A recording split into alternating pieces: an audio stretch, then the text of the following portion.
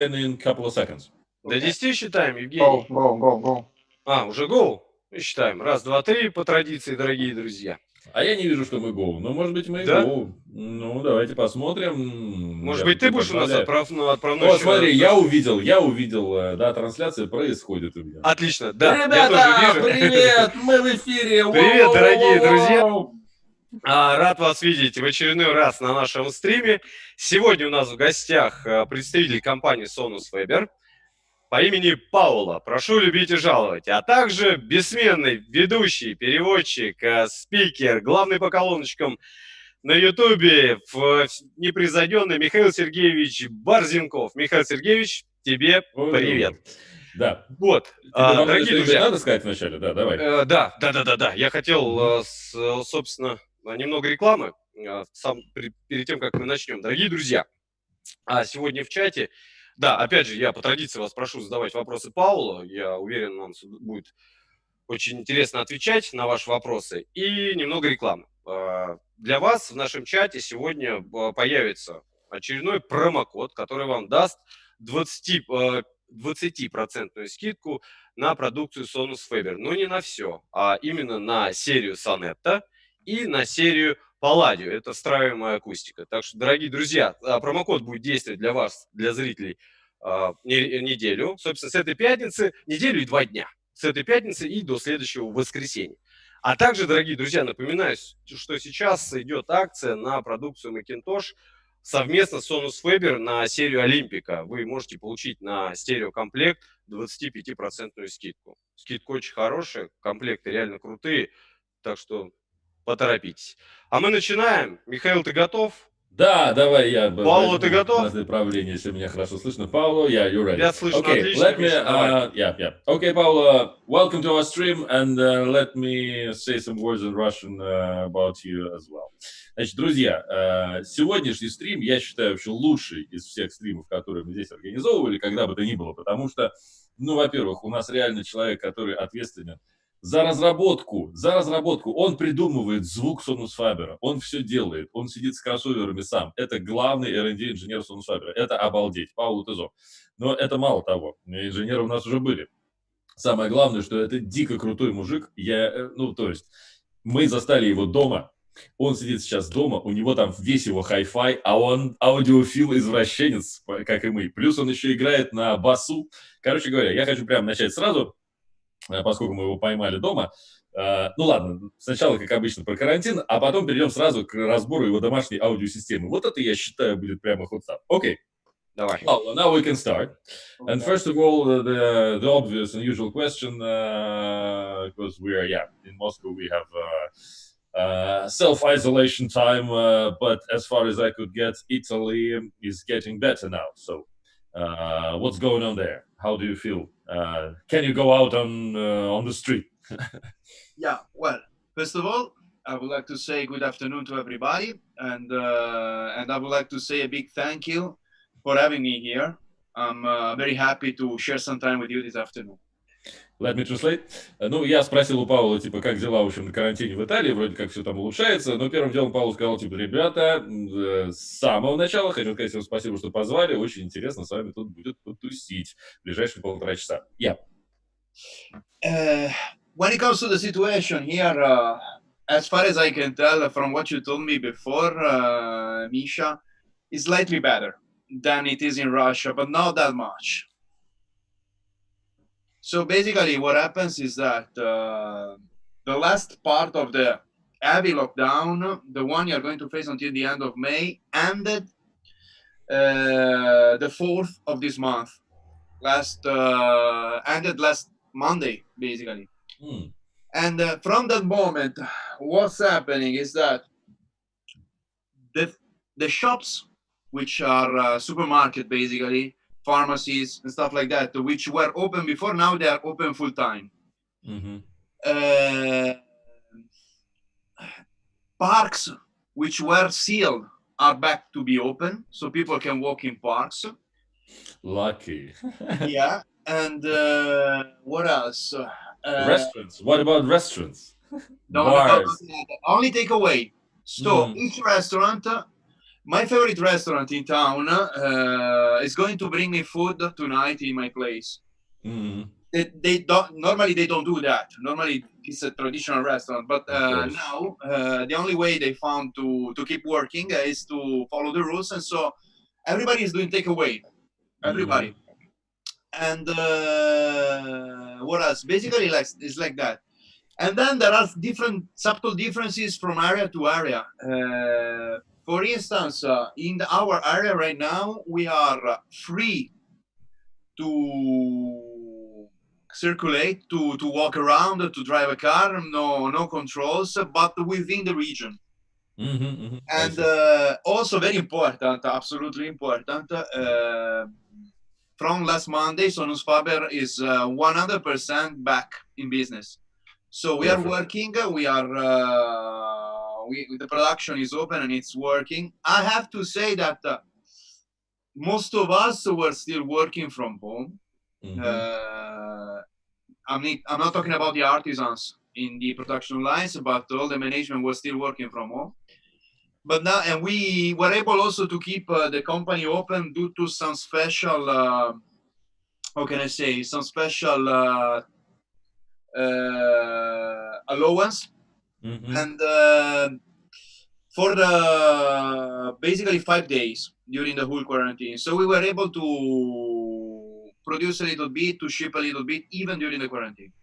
Окей, let me translate it. Значит, ну, интересная история. Я как бы интересовался, что мне показалось, что в Италии все-таки уже как-то что-то пошло на лад, уже их там начинают выпускать. И действительно, Паоло говорит, что вот у нас тут в Москве, значит, продлили режим самоизоляции до июня, по факту. А в Италии как раз вот 4 мая основной вот этот вот, значит, жесткий карантин наконец-то закончился. Их, короче говоря, выпускали. Но плюс все, конечно, зависит от конкретного региона. То есть вот сейчас Паоло сидит там у себя более-менее в небольшом городке, недалеко от завода Sonus Faber.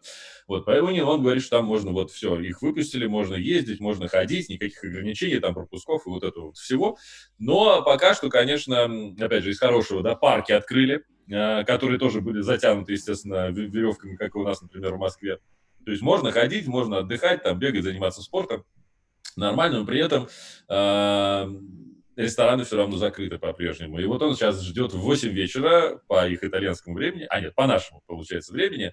То есть вот к 8 мы должны привезти ужин из его любимого ресторана, который, естественно, не может работать, но вот теперь все тоже занимаются доставкой. В Москве та же самая история. Я тоже точно так же из своих любимых рейсиков, в которые я ходить не могу, но заказываю еду. Но я заказал ее раньше, до начала стрима. Какой ты молодец, вижу. Да, я ушлый.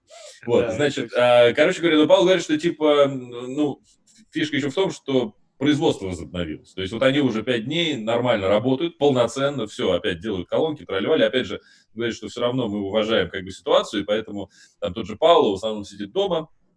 Естественно, весь маркетинг и все остальные, все, кто может не ходить непосредственно в офис Sonus Faber, те не ходят. Но понятное дело, что непосредственно люди-мастера, да, которые делают колонки, они как раз уже все вышли на работу. И там, ну, я тоже вспоминая, как там было на Sonus Faber, я там был у них на производстве, ну, там оно большое, да, но, опять же, там абсолютно нормально можно сохранять вот эту дистанцию, потому что там, по сути дела, один человек делает одну колонку, и между ним и его как бы коллегами по-любому там 2-3 метра расстояния всегда есть, так что там все это окей. Вот, поэтому, в общем, выходят они, короче говоря, из этого сатанинского режима сидения по домам, слава богу, а там было прям все сурово, потому что в какой-то момент они прям вообще просто, даже на улицу никто не ходил. Вот, но и сейчас очень полегче. Окей. So, as soon as we are still at home, and the lucky part, значит, собственно говоря, к моей любимой части, поскольку мы все-таки сидим по домам, и это редкий случай, когда мы можем заставить самого главного разработчика колонок Sonus Faber рассказать про ту технику, на которой слушает музыку дома. Okay, Paolo, so, the most interesting part, and start with it. Okay. So, what equipment do you have at home to listen to music? Okay, let's go on, and let's... tell us about it. Tell us all about it. Okay. Расскажи нам все. So, first of all, I will be walking around with computers so that I can show a little bit. And I apologize since now if It's gonna be a little bit messy, the presentation. It's totally okay. Значит, Пауло говорит, ну вот я комп сейчас возьму и похожу вокруг, чтобы вы могли увидеть все. Я думаю, что нам не страшно, что все, картинка будет трястись, потому что нам интересно, Нам что за будет очень железки у него интересно, стоят. Да. Я прям в восторге. Okay, so what do we start with? We start with the source, I would say. Right. Начнем с источника звука. Смотрите-ка, у него там плакатик Daft Punk висит. Oh, yeah. And this is the source. Wow. Yeah, well, that's the Garrard. Yeah, it's a Garrard. It's a Garrard 401.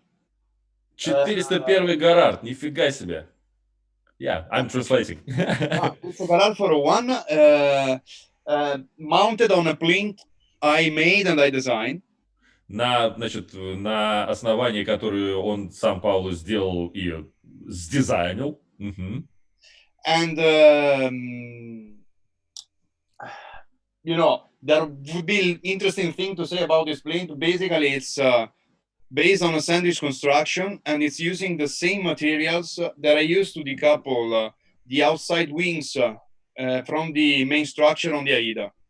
Ага, значит, короче говоря, это развязывающая специальная платформа сэндвич, которую, на самом деле, он взял не где-нибудь, а, естественно, в той самой штуке, которая используется в басовой секции колонок AIDA Sonus Faber. Ну, а где же еще? Yeah. And the top wooden surface here is veneered with the Sonus Faber walnut, but it's actually Panzerholz, which is an high pressure multi-layer wood. It's bulletproof. And it has a very particular, resonance frequency, and it is extremely interesting. It's being used also to do some. It was used to do some parts on the Formula One cars underneath. Wow. Yeah. So and still it's wooden. It's somehow... It's a multi-layer, high pressure, glued with some special glues and heated during the gluing process, so it becomes virtually bulletproof.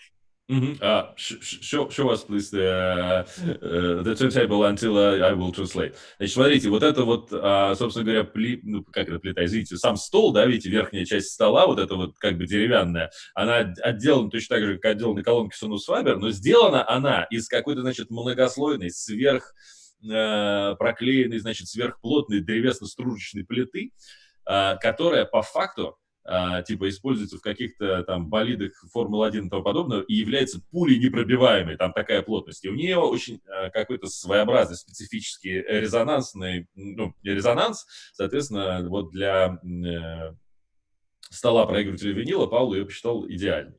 Yeah, wow. That was quite a turntable. It is. And you have a Jelco arm there? Yes, I have a 12-inch Jelco arm, and but the plinth has been designed in order to mount several other arms, and another one. Значит, у него там 12-дюймовый тонарм Jelco стоит на этой всей истории. This is one. Wow. This is a Wilson Banish Uni-Pivot, while the Jelco is a totally different kind of tone arm. The beautiful thing about the Jelco is that the value for money is amazing, and it allows me to play with several different cartridges. Yes, the same thing with me. Значит, он говорит, что, посмотрите, еще, значит, Wilson Banish у меня есть тонарм, который я тоже ставлю. Там у него все организовано так, что можно тонармы менять. Ну и говорит, Jelco, конечно, очень удобный тонарм, в том смысле, что можно менять headshell, и поэтому использовать разные головки. Поэтому у меня тоже эти желковские тонармы стоят. Yeah. And then here's some of them. Вот головки, значит, у него, ну ничего себе. Вау. Second part is следующее. You can tell there's a phono stage coming from Audio Research. Фонокорректор Audio Research. It's a tube one. Should be tube. It's an hybrid one, actually. Гибридный, не полностью ламповый, а гибридный. A PH3.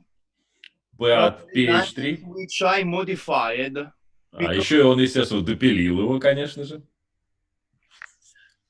And the modification has no effect on the design. I was totally respectful, but I just improved parts here and there, everywhere. So better capacitors, both in the power supply stage and in the output stage. better rectifiers. Everything better, but just the same design.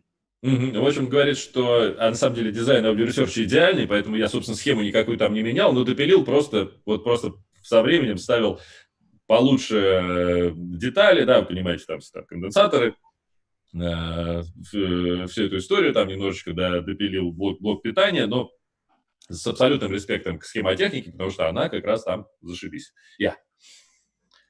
And then, sorry, just one moment. Yes, Now we can see. Then I have my line stage, which is another audio research design. Possibly one of that I love the most because it is an LS5 Mark II. Это значит предусилитель LS5, тоже аудиоресерч. Yeah. It is a fully tube. Полностью ламповый. Design, which is totally balanced. Полностью балансный. Yeah. And even this one has been particularly modified by me. Here the parts are top quality. Really, I also changed the potentiometer. There was an ALPS, but I mounted a DACT, which is made out of resistors. So. Ну вот он там даже, вот, конечно, тоже допилил, конечно, все поменял, в том числе даже поменял потенциометр, потому что там стоял ALPS, а он поставил, я так понимаю, резисторную матрицу туда, да. Ну, то есть прям, вау. This is audiophile. There's also the SAC step-up transformer. Повышающие трансформаторы, конечно же, там. And you can play 110 and 120 ratio. Then, here we have the main amplification. Wow, the big ones. А это мощники. This is an Italian amplifier. Итальянские тоже усилители у него какие-то. It's an Audium. It's a pure class A, able to deliver 200 watts into 4 ohm per channel. So, I mean, it's an heat sink, basically. Да, 200 ватт на 4 ома, итальянский усилитель, абсолютно в чистейшем классе А, и, по сути дела, вы посмотрите на этот корпус, говорит Паоло, это в основном радиаторы. What's the name of it? Audio Flight. It's Audio Flight. Да, это Audio Flight. The Mark V of their very first amplifier design. Один из самых первых. The Flight 100. And they are dear friend of mine, and so it's a wonderful amplifier, but also there's an emotional connection. Ну вот говорит, что хороший усилитель, но на самом деле это еще ребята из Audioflight, мои большие друганы, так что у меня тут, понимаете, дружеская связь. And then the last piece is what looks like an Olympica 3. А вот теперь колоночки, и вы посмотрите, колоночки выглядят как абсолютно классическая третья Олимпика, которую мы прекрасно знаем. Но кажется, это не совсем то. Да, но это не она. It's not the Olympica 3. Okay, so what is it actually?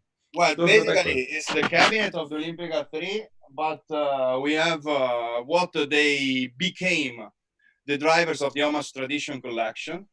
And particularly, it's basically, this one became the Serafino. But let me translate that. Значит, он говорит, что динамики здесь все другие, не такие, как в третьей Олимпике, конечно, а уже из серии колонок, которые сейчас в серии Homage. Вот. И, по сути дела, те драйверы, которые здесь вот стоят, это те, которые сейчас стоят в модели Serafino.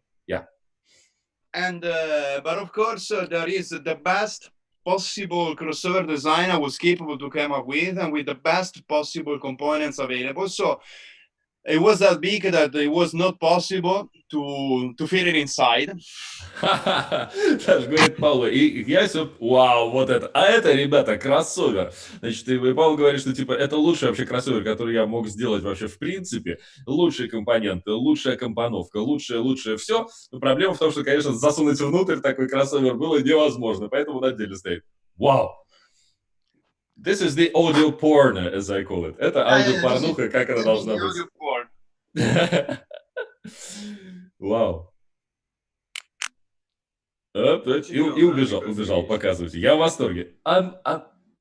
I'm absolutely astonished. I love all those things. The main source for you still is vinyl. Yes. То есть все-таки Пауло, кажется, слушает винил. No CDs, no streaming. What I have is just that I like movies. Mm-hmm. Basically an analog guy, and for several years I had no digital source in my own. Wow. But of course I love movies, and so with my Samsung TV I got a shitty, together with the package, a shitty Blu-ray player from Samsung, which, thanks God, has optical digital output. Okay. And so I got an audio research digital to analog converter here. Окей, perfect. Ну, в общем, конечно, Пауло говорит, что действительно очень долгие годы он был вообще полностью аналоговым, так сказать, человеком, слушал только винил, но понятное дело, что есть телек и хочешь смотреть кино. Вот. И там, конечно, вот такая прям, слушайте, это прям по аудиофилии, значит, и у человека там этот самый Blu-ray проигрыватель Samsung. О, пивко. Is this beer? Окей, cheers. Да, еще говорит проигрыватель Samsung, у которого, к счастью, есть цифровой оптический выход, который отправляет, значит, весь звук на, опять же, аудиоресерчевский ЦАП, и вот вы получаете еще и домашнюю кинотеатральную систему стереофоническую. Wow, that's cool. And the other thing I can see are some guitars over there. И вот я, значит, вижу еще гитары у него там стоят. Okay, let's talk a little bit about the musical part of your life. Okay, which is the most important. Самая важная часть жизни Пауло — это, собственно, игра на музыкальных инструментах. So you're really basically a bass player, not a guitarist, not a singer or whatever. How do you play in the band? How's it going? Well, first of all, I show you a couple of things over there, and then I tell you. Mm-hmm. Well, я спросил что-то. To mention that there are a lot of records, which is the most important thing, in my opinion, really the most important one. А вот как говорит, не, погоди, раньше, чем говорить о гитарах и о том, как я играю, посмотри-ка лучше на мою коллекцию винила. Вот это важно. Yeah, that's really important. And here you can see there are some basses. А вот у меня 4 баса. Нет, я сказал несколько басов. Видимо, у меня там больше. Wow, so all are Fenders? Yes. Все фендеры, слушайте, удивительно. Why? Because, it's the classic sound, and it's the sort of, basically, whenever you have a jazz bass and a precision bass, you can cover any ground. Mm-hmm. I am a 4-string player. If I need something different, I detune. Mm-hmm. And I show you a couple of basses which I'm particularly proud about. Let me translate that. Значит, говорит, Пауло говорит, что вообще, конечно, я сижу вот на классических фендеровских джаз-басах, потому что это гитара, которой можно играть по большому счету все. Вот я играю на 4-струнном, и если мне надо какой-то другой строй, я обычно просто его понижаю, и все становится окей. Yeah, so what's special about this guitar? Вот, говорит, сейчас покажу вам особенно специальные гитары, которыми я горжусь. This one is a 74 jazz bass. Это 74-го года джаз-бейс. Which I got in a vintage guitar store in Tokyo. В Токио купил в винтажном магазине. And which I restored a little bit, but it's amazingly sounding. Я немножко его допилил, но звучит он как черти что. It's the kind of the Marcus Miller sort of sound. Звук такой, типа как у Маркуса Миллера. Вау. And then I show you another one, which is another one that I like a lot. А вот еще один сейчас я вам покажу. Я его очень люблю. Вау, белый. This is a 66 Precision. 66-го года Precision Bass. Wow. Really old one. Yeah, and with flat wound strings, so, all the blues, Motown sort of thing. И вот на этом, конечно, играется блюз, вот эти все мотауновские фанки, прямо зашибись. Wow. Ну, круто. Just looking at it is fabulous. Yeah, it's beautiful. And so, unfortunately, I can't, at the moment, I can't guarantee to anybody to be a reliable bass player in any given band because I'm traveling that much. So, you know, Oh, I see. Bands have gigs. Mm-hmm. But if I would play, I would, as I did, I would basically play in a blues soul band. Mm-hmm. And what I do, I meet with friends, guitar players, and we jam when we can. Mm-hmm. Ну, в общем, Паоло говорит, что, конечно, проблема его жизни состоит в том, что ему приходится кучу времени посвящать работе и особенно проводить много времени в разъездах по понятным причинам. Вот. И, конечно, в группе нормальной, полноценной играть невозможно, потому что у группы есть свое расписание, и надо устраивать концерты, надо соблюдать эту всю историю, и он, ну, как бы не может подводить коллег. Вот поэтому чем он занимается? Ну, они собираются с друзьями, джимуют, значит, с гитаристами, трали-вали, что-то играют. Кстати говоря, я сам наблюдал это пару раз, когда мы ездили в Италию, вот, как они там замечательное время проводят. Ну, и, собственно говоря, если бы, Паоло говорит, если бы я играл в какую-нибудь группу, то я бы играл, конечно, в каком-нибудь блюзовом составе или фанковом. Вот так вот. Вау! That was outstanding introduction to our stream. So let me give you a question. Я хочу сразу спросить, вот мне лично интересно, что, ну, если человек играет, я сам как человек, который тоже не чужд, так сказать, игре на музыкальных инструментах, вы знаете, это моя слабость. Ну вот насколько соотносится и как влияет музыкальное, да, то есть умение играть на музыкальном инструменте и понимание, как звучит музыка изнутри, да, со стороны музыканта, как это влияет на то, как Паоло делает колонки.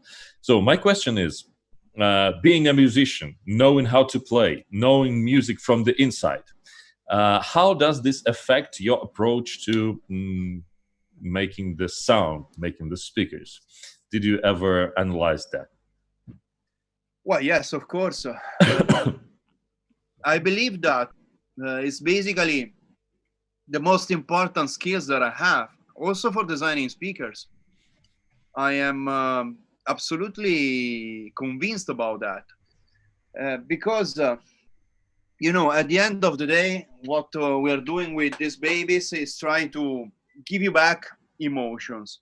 Mm-hmm. And when you are into music, when you know how these things should sound, when you know how musically is built and how musically it's also meant to communicate. Mm-hmm.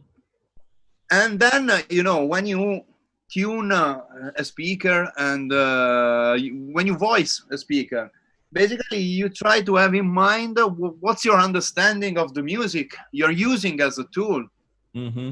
Of course, there is all the technical part. There are all the instruments, the scientific side of it. But at the end of the day, it's not technology for technology's sake.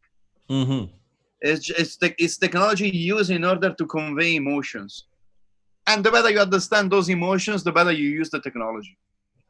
Let me translate that. Ну, вот хорошая история с тем, что Паоло говорит, вы понимаете, что это действительно очень-очень многое дает мне как разработчику, в том смысле, что я, когда делаю колонку, да, я понимаю, как музыкант, что именно я хочу вот донести до аудитории, когда я играю, да, то есть человек, который там занимается именно звукоизвлечением, занимается созданием музыки в буквальном смысле, очень хорошо понимает, как она должна дойти до аудитории. Соответственно, колонку он очень хорошо понимает, что она должна сделать. Да? И Паоло оговорился, что, понятное дело, что есть там техническая, научная часть разработки и всего остального, да?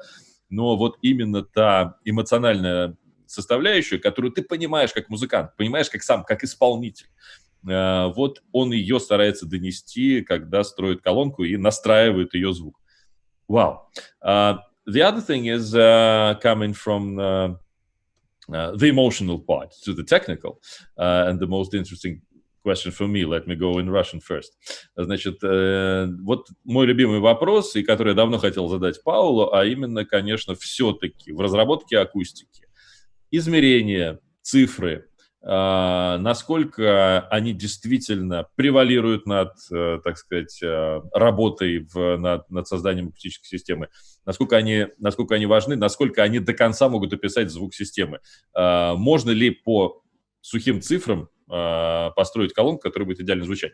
So the question is, if we go to the technical and scientific part of the speaker construction, can you make a good sounding speaker using just numbers, just specifications, just the measurements, or you need to add something else, or how do you use it? How do you approach in this case? How much of your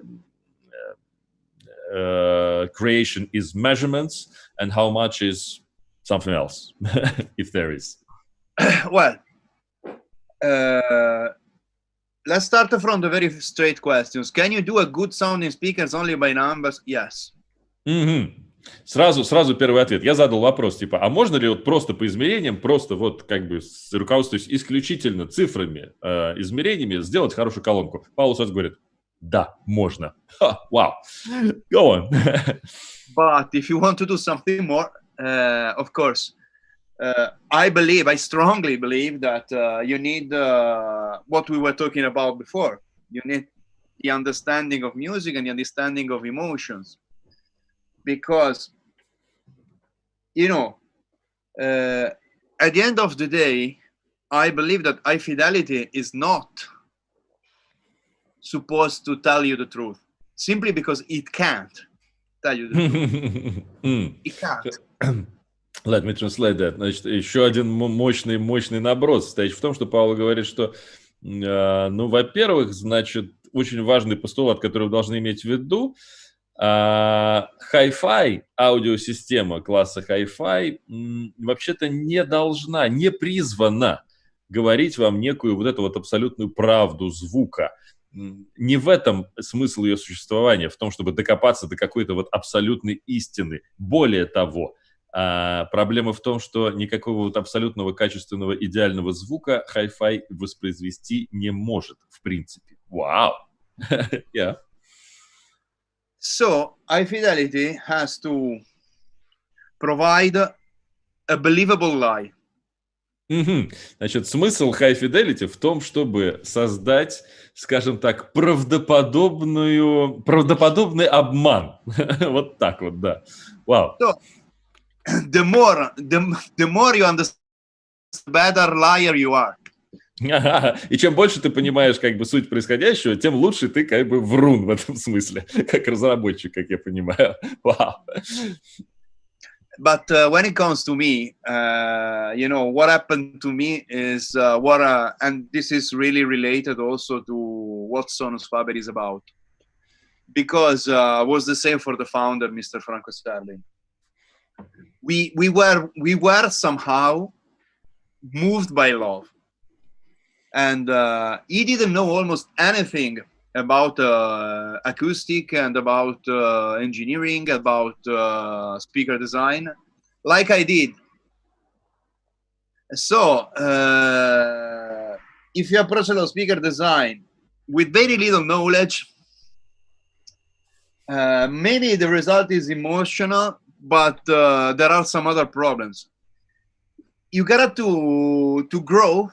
And that's what happened to me. I needed to grow the more that I could, and I keep doing my level of knowledge about all the technical things, and also experiences, and to make choices. But it's a learning process. The more I learn technically, the better designer I am. That's obvious. But the starting point is another thing. Good. Значит, Пауло говорит, что вот, собственно говоря, и в его биографии как разработчика, и, собственно говоря, он же наследник Франка Серблина, основателя Sonus Faber, вот, и у них у всех, конечно же, исходная точка – это некая вот любовь к звуку, к музыке, да?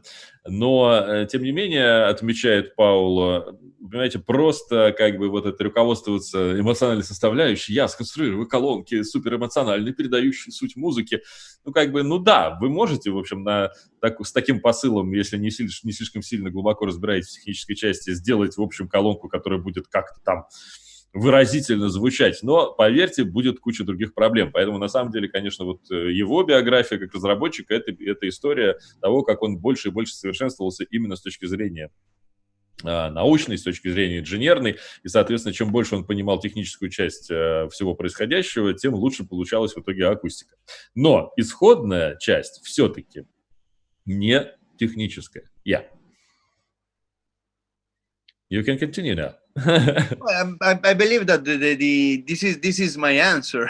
Да, собственно говоря, да, это была такая подвешенная красивая пауза на тему того, что, ну, все-таки исходная часть это наша любовь к звуку и, собственно говоря, наша страсть к передаче эмоций в звуке. Собственно, поэтому Sonus Faber происходит. Андрей, готовь там вопросы, а у меня уже есть один. So, I have one of the first questions which are pretty interesting. There's a lot of speaker designing companies who are using a lot of special, different, innovative materials for the cones, for the drivers. And Sonus Faber is very, very traditional in this case, using always the paper cones. Why is it so? Почему, собственно... извините, я забыл... Sorry, I didn't ask it in Russian. I need to translate it in Russian. Собственно говоря, вопрос у нас в чате появился о том, что, ну, вот все... Куча сейчас сверхтехнологичных разных материалов для диффузоров, для динамиков, да, а Sonus Faber вот по-прежнему использует бумажные, и не слишком ли это какое-то ретроградство? То есть почему? Спрашиваю я у Павла. Okay, now the answer. Надо сначала немножечко пивка. Надо жахнуть, бахнуть, да. Мужчины, я без вас, да, но я с вами, так что не стесняйтесь. Drink responsibly. На двоих, не на троих, Алексей. I am at home, come on. I am too. Everybody's at home, perfect. Вы говорите, я дома, мне можно, говорит Паоло. Okay, so about the paper cones. Well, the paper cones, you know, at the end of the day, it all comes from the best possible reproduction of the midband. And again, it all comes from trying to achieve what we discussed before, bringing emotions. At the end of the day, the best material, in my opinion, I try a lot of them. And we can say that in Sonus Faber also because we did experiments. Mm-hmm. Think about like the Streama we made in 2014. It was based on a totally different solution. But at the end of the day, a proper design, paper cone, paper pulp-based cone is still the best choice in order to provide the most emotional and yet accurate human voice reproduction. Mm-hmm. Ну, собственно, видите, действительно есть определенный вот взгляд разработчика, который состоит в том, что Паоло говорит, что понятное дело, что мы экспериментируем, естественно, как и все, с кучей разных материалов. Вы не можете нас упрекнуть в том, что мы не экспериментируем, потому что, если кто-то помнит классическую модель суперэкспериментальной акустики Sonus Faber Extrema, это такая штуковина, в которой настолько высокотехнологичные применяются решения, что всем понятно, что Sonus Faber как бы не сидит просто так, значит, и любит бумагу, не зная ничего вокруг. Нет. Но Паоло говорит, что для него очень важно качество воспроизведения среднечастотного диапазона, именно голосового, именно вот этого очень важного для человеческого слуха. И в этом смысле, на его взгляд, хорошо сделанный бумажный драйвер, он пока что остается оптимальным, лучшим по соотношению как бы вот разных качеств, то есть, с одной стороны, и достаточно аккуратным, да, то есть достаточно точно воспроизводящим частотный диапазон, а с другой стороны, способным передать вот эту эмоциональную составляющую. Yeah. And this is the main reason why. So if you want to reproduce the midband, the voice, the human voice in a certain way, according to our experience, there is no better choice. And then when it comes to the woofer, you know, coherence is a really important thing for us. So we came up with a solution which is paper, but not exactly, because it's a sandwich cone with two extremely thin layers of the same paper pulp and syntactic foam in between. So there's a sandwich construction. It has a similar sound to the midband, so there is a lot of sound coherence from top to bottom. But of course, the mechanics of the cone is the perfect one when it comes to excursion and to moving air in an effective way and in a powerful one. Ну и вот он говорит, что еще очень важно, да, чтобы в целом вся колонка работала как когерентный источник звука, да, чтобы разные драйверы, они как бы очень-очень друг с другом хорошо соотносились по звуку. Поэтому и с басовой, то есть мы говорили там об использовании бумажных диффузоров в качестве среднечастотных динамиков, да, у них, естественно, нечто подобное используется и для басовой секции. Но для басовой секции, понятное дело, тоже надо своя специфика для драйверов. Соответственно, у них не просто бумажный, а там два слоя бумажные, как бы, как это правильно называется по-русски, бумажные пульпы. Ну, короче говоря, два бумажных слоя, а между ними еще, значит, некое синтетическое волокно, которое, естественно, армирует этот диффузор, позволяет ему гораздо более быть жестким и, соответственно, гораздо лучше отрабатывать вот эти вот басовые мощные движения, которые требуют именно пистонного движения и большой амплитуды движения драйвера, да, и чтобы он не сгибался, там, не ломался и так далее. Вот. Но, тем не менее, благодаря тому, что он все-таки из двух слоев бумаги, вот эта когерентность, характер звука, они сохраняются и в низкочастотном диапазоне, и в среднечастотном. Yeah. But then also, let me also explain that when it comes to drivers technology, it's not that the technology is all in the diaphragm. There are several other things. I'm talking about the manual circuit. I'm talking about the mechanical compliance, the materials, which can be high-tech. While the diaphragm is coming from an old traditional natural materials. First thing that I wanna also to put on the table to discuss. Second thing, it is related to those things. Так, well, let me translate it before. Значит, ну, Павел говорит, что... А еще, значит, я хочу вообще-то немножечко эту категорию перевести в другое измерение, потому что вы понимаете, что, собственно говоря, материал драйвера, материал диффузора, да, как бы самого конуса, это, ну, далеко не самое главное, что влияет на звук динамика в целом, как системы. То есть там куча элементов, которые оказывают как минимум такое же воздействие на общий характер звука. И, собственно говоря, вот я бы хотел начать, говорит Паоло, вот с демонстрации вот этого, и показывает гитару. So, you showed us the guitar. What did you mean? I mean,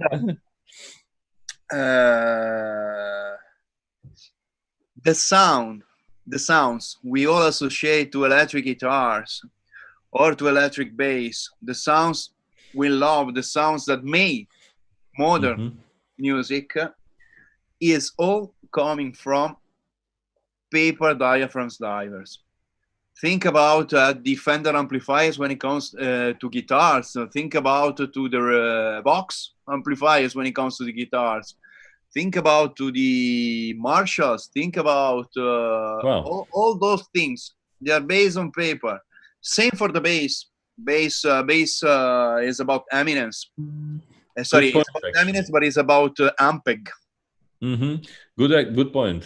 Значит, интересное замечание Паоло нашел. Он говорит, вот гитары, вы подумайте, вот вся современная музыка, которую вы так любите, собственно говоря, там гитарная, там, начиная от блюза и фанк, и все, и вся современная музыка, на самом деле, все, где используются гитары и басы, да, вот такие вот, как нам показывает Паоло, она же на самом деле вся и целиком и полностью воспроизводится, зиждется на воспроизведении этого самого электрического звука с помощью бумажных драйверов. Потому что посмотрите на гитарные комбики, посмотрите на кабинеты. Там же, да, пожалуйста, там маршаллы, фендеры, whatever, ампиги, да, значит, все эти комбики, там всегда везде бумажные диффузоры, и это определенный характер звука, который ты живьем воспроизводишь и получаешь. Ну, и понятное дело, что есть безусловная логика в том, чтобы использовать бумажный драйвер для того, чтобы эту музыку как бы в записанном виде воспроизводить. Yeah. And the third little clue. I dare you to talk with any professional loudspeaker engineer or to double check the catalogs of the main companies producing speakers for DIY, for instance, and to double check their best mid-range transducers. 8 times out of 10, they are based on paper pot. Ага. И вот, говорит, еще, я вам советую просто проанализируйте рынок, проанализируйте, значит, что делают вообще лучшие компании, которые производят аудиотехнику, в частности, лучшие компании, которые делают именно динамические головки излучатели. И окажется, что их лучшие среднечастотные драйверы, 8 из 10 их лучших среднечастотных драйверов, это 100% бумажные диффузоры. Вот, и делайте с этим, что хотите. Yeah, so it's quite an obvious conclusion.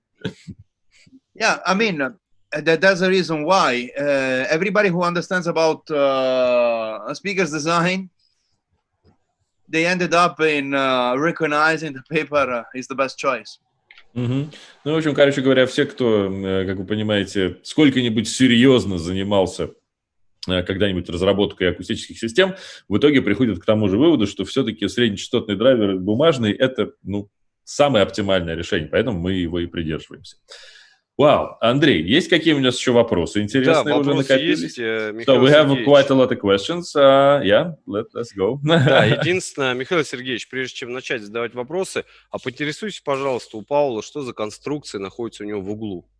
Это как, что ты имеешь в виду? Вот это вот. Я предполагаю, какая-то особенная басовая ловушка. Вот, вот это вот на стене ты имеешь в виду? Да, на стене, да. За басами? Да. Окей. So, Paolo, there is a question from our colleague, Andrei. So you have some construction right behind you near the wall. Is it a bass trap or is it... No. It's just a freak thing hanging on the ceiling to create a little bit of... it has nothing to do with sound. Это говорит, не, ребята, это не басовая ловушка, ничего такого. Это просто такая как бы красивая штуковина, которая... нет, подожди, это, наверное, он имеет в виду вот это вот... I mean, it depends on what you're talking about. No, of course, we mean the thing in the corner, yeah, the big one. No, the thing in the corner, of course, they are bass traps. Да. Он говорит, нет, то, что с потолка свисает, видите, вот это чисто какая-то декорация. А в углу, конечно, вот эта штуковина стоит, это, да. Вот. Я понял уже, нет. Yes, of course, this is a decoration. Да, говорит, ну а там в глубине, конечно, басовая ловушка. Well, if we started talking about this, how much do you think, Пауло, простите, sorry, I will need start in Russian. Я хочу задать вопрос, на самом деле, насколько Паоло сильно обрабатывает, занимается именно звукопоглощением там, и обработкой помещения для прослушивания с точки зрения звука вот у себя. Это он сейчас у себя дома, вот у него стоят басовые ловушки, а там заглушает ли он или что-то такое, вот давайте выясним это. Спасибо, Миш. How much attention do you give to this bass tuning of the room and the sound tuning of the room exactly? So I don't know, making it deaf or making it... How do you deal with the room acoustics? Well, first of all, the most simple answer is the best way to drive a Formula One car is within a racetrack. Сразу же ответ говорит, ну, вам надо одно понимать. Лучше всего едет машина Формула-1 на, естественно, этом самом, на скоростном треке. Как бы, вот, и живите с этим, как хотите. So you can, of course, you can drive it in Monte Carlo, but if you want really to see the performance, possibly all the other racetracks are better. Лучше всего, конечно, ну, конечно, можно ехать, конечно, и там да, по Монте-Карло на этом, но вообще-то, конечно, именно скоростные треки – это то, для чего создана Формула-1. So yeah, acoustic is super important. I mean, a good acoustic environment can make so-and-so system sounds great. A poor acoustic can make a wonderful system sounds poor. Да, ну, в общем, понятное дело, что это вообще-то критичная история, конечно, то, как у вас обстоят дела с акустикой в помещении, потому что хорошая акустика помещения может сделать весьма средненькую систему с точки зрения качества звучащей очень круто, а очень крутую систему может убить до состояния как бы вообще типа звука ни о чем. So yeah. So what did you do in your room except the bass straps? Well, basically, что он сделал, собственно, в своей комнате, я спросил. You know, to approach the acoustic design of the room, you have to take care about three things. You have to take care about the bass, because obviously everybody knows that the bass are the most difficult thing to handle within a room. So sometimes you have to absorb a little bit of them or sort of manage them. Second thing is the early reflections. Because, you know, due to the fact that the speed of sound is such that let's call it ray. The ray starting from the speakers and going towards the listening spot. And the rays which goes towards the side wall, towards the ceiling, towards the back wall, towards that. And then with just one reflection, they reach the listening room. They melt together with a direct emission, and they create a mess. Let me translate that. Значит, три, говорит, пункта вам нужно знать насчет того, какой у вас должен быть, ну, как обрабатывать помещение с точки зрения качественного звука. Во-первых, понятное дело, самое важное и самое сложное – это бас. Вечная, самая большая проблема в комнате, в закрытом помещении – это бас. Поэтому, и чаще всего, конечно, это его излишнее количество, поэтому вот басовые ловушки, скажем так, иногда вам приходится его как-то добавлять и так далее. В общем, как-то разбираться с басом. Поэтому бас – это первая проблема, и с ней прежде всего приходится иметь дело. Либо его, значит, как-то гасить, либо как-то его перенастраивать. Второе – это раннее отражение. Значит, опять же, вот он говорит, что посмотрите на излучение из колонки, будем называть это излучением. Соответственно, к вам приходит некое прямое излучение, которое вы слышите, к вам приходит еще куча отраженного излучения от стен, потолка, задней стены, стены сзади колонки, пола и так далее. И в результате вы получаете, конечно, если честно, звуковую кашу. Yes. And the third thing is the reverberation time. So, how much time is required to sounds to decay? And there are some rules which bounce together the size of the room with sort of a mask, which frequency-wise the reverberation time has to stay within. So the reverberation time has to be calculated, basically. Ну, да, вот говорит. Ну и третье, это, конечно, собственно говоря, реверберация, да, то есть вот эхо, которое у вас присутствует в комнате, оно должно быть, условно говоря, чтобы было все у вас адекватно с точки зрения звука, оно должно укладываться в некую очень четкую, давно вычисленную шкалу параметров. Поэтому вот так вот, если говорить серьезно, то вам его надо банально измерить и понять, работает оно или нет. Если у вас слишком много реверберации, то глушить. So basically, ну вот банально. Вот это вот он показывает нам. Да. This big thing here is taking care about controlling the bass. Это вот как бы занимается басом, эта вся штуковина. This is my side wall. Это, значит, то, что с переотражениями от боковой стены разбирается. Not as much more swallow. And they are taking care of the early reflections. Same happens on the ceiling. То же самое на потолке. То есть это вот эти вот панели борются с ранними отражениями от потолка и стен. And same happens on the back. То же самое задняя стена, которая за спиной, собственно говоря, у человека, который слушает. And, Here, in this corner, you have some other bass trap. И вот тут, вот, видите, вот под потолком в углу это опять басовые ловушки. Yeah. Of course, then now it would be complicated to tell you that they are based on aluminum with several holes. So, and inside there is damping materials and absorbing damping materials. So what happens is certain frequencies are reflected, some others are absorbed, and but basically this is the two main jobs, and all together they take care to lower as required the reverberation time of this room. Mm-hmm. Of course, this has been measured and on and on.